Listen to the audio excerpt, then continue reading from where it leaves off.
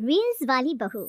प्रज्ञा को रील्स बनाने का बड़ा ही क्रेज है और वो दिन भर रील्स बनाती रहती है, खाते पीते घूमते फिरते घर में कॉलेज में।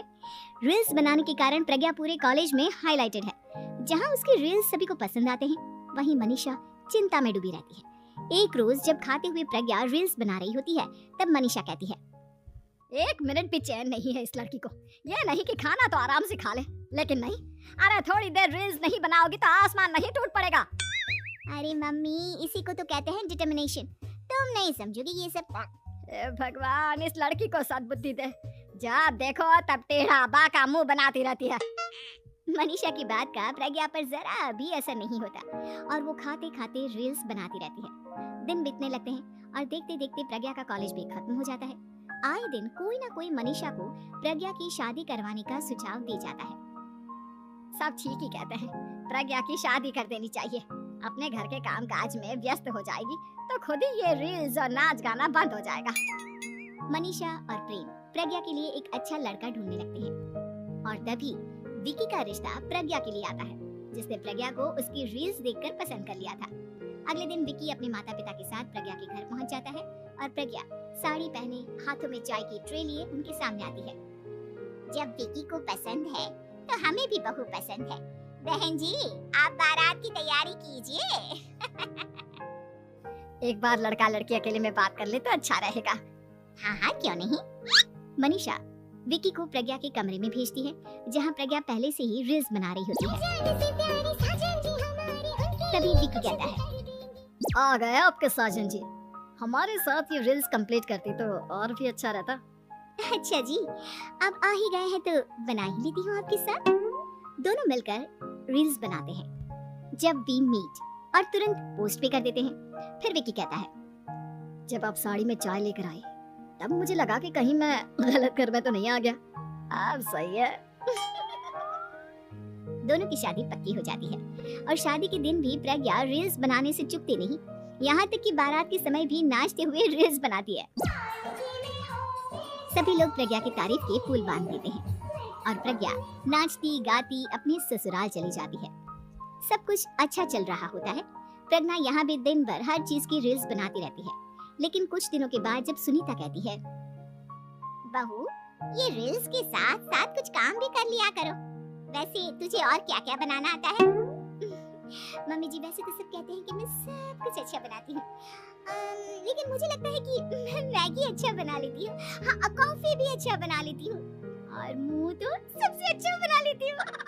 हैं? अच्छा। सुनीता अपना माथा पकड़ लेती है और कहती है, बहू, कुछ खाना बनाना भी सीख लेती। मम्मी जी, मैं लंबी प्लानिंग कर रही हूँ। जल्दी ही मैं इतनी फेमस हो जाऊंगी कि मुझे पैसे मिलने लगेंगे। हम दोनों सास बहू राज करेंगे, राज नौकर काम करेंगे और लोगों की तो लाइन लगेगी हमसे मिलने के लिए। तेरा दिमाग खराब हो गया है क्या बहू? हंसी मजाक तक ठीक है, लेकिन इस तरह घर नहीं चलते। जितना जल्दी हो इस घर के तौर तरीकों को सीख लो। प्रज्ञा मुंह घुमाकर चली जाती है और तुरंत उसी वक्त एक रील बनाती है। ये देख सुनीता का गुस्सा 7वें आसमान पर चला जाता है और विकी के घर आते ही सुनीता उसे सब कुछ बताती है। विकी भी अब प्रज्ञा की इन हरकतों से परेशान हो जाता है। तुम टेंशन मत लो मम्मा, मैं देख लूंगा। विकी कमरे में जाता है तो देखता है कि प्रज्ञा रील्स बना रही है। विकी बड़े ही प्यार से प्रज्ञा से कहता है, प्रज्ञा, इन सब के लिए मैं तुम्हें मना नहीं कर रहा हूँ, लेकिन फिर भी हर वक्त तो ये अच्छा नहीं लगता ना। समझने की कोशिश करो, मुझे भी तुम्हारा थोड़ा वक्त चाहिए। मैं जब ऑफिस से आता हूँ तो मुझे समय देने की जगह इसी में लगे रहते हो। तुम ज्यादा ही सोच रहे हो। तुम भी मेरे साथ रील्स बनाओ ना, तुम्हें भी बहुत अच्छा लगेगा। तुम्हें इज्जत से कोई बात समझ में नहीं आती क्या? दिमाग खराब हो गया है तुम्हारा इस चकाचौंध से। अगर तुमने अपना रवैया नहीं बदला तो मैं तुमसे दूर चला जाऊंगा। तुम ही रिश्ता लेकर आए थे, मुझे लड़कों की कमी नहीं थी और ना आज है। विकी दरवाजा पटक कर चला जाता है। धीरे धीरे विकी प्रज्ञा से दूर होता जाता है। एक रोज मनीषा प्रज्ञा के ससुराल उससे मिलने जाती है। तब सुनीता उससे कहती है, बहन जी, अब आई हैं तो कुछ दिन यहाँ रहकर जाइएगा, आप ही का घर है। हाँ मम्मी, बहुत दिन हो गए तुम्हारे साथ एक भी रील नहीं बनाई मैंने। प्रज्ञा तुरंत अपने फोन में रील्स ऑन कर लेती है। ये सब मुझसे नहीं होता। तेरा ये भूत अभी तक नहीं उतरा क्या? बहन जी, आप कुछ कहती नहीं क्या इसे? जब आप ही कुछ नहीं कर पाई तो मैं कर ही क्या सकती हूँ। सास तो वैसे ही बदनाम है। शाम को घर की लाइट चली जाती है और मनीषा प्रज्ञा से कहती है, मेरे घुटनों में बहुत दर्द हो रहा है, तू लाइट का कुछ इंतजाम करना बेटा। अच्छा, कैंडल जला देती हूँ मम्मा। प्रज्ञा गाते हुए कैंडल जलाती है और खिड़की के पर्दे के पास रख देती है। मनीषा, जिसे बहुत दर्द हो रहा है, वो सो जाती है और प्रज्ञा हमेशा की तरह अपनी रील्स में लग जाती है। उधर कैंडल की वजह से पर्दा आग पकड़ लेता है और मनीषा के कमरे में आग लग जाती है। बचाओ, कोई है, बचाओ! सभी भागते हैं और विकी कमरे की आग बुझाने में लग जाता है, लेकिन तब तक मनीषा आधी जल चुकी थी।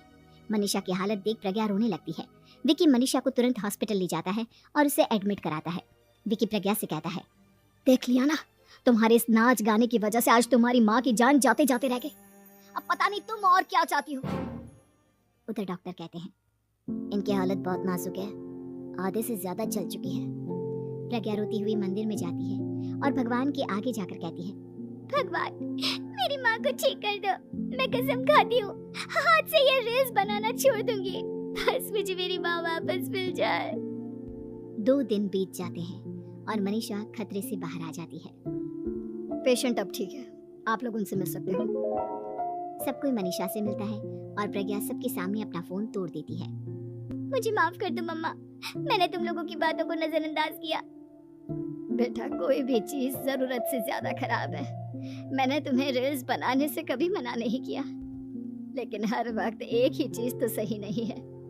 मैं समझ गई हूँ मम्मा, आई एम सॉरी। प्रज्ञा उस दिन से रील्स बनाना छोड़ देती है और पूरी तरह से अपने घर में लग जाती है।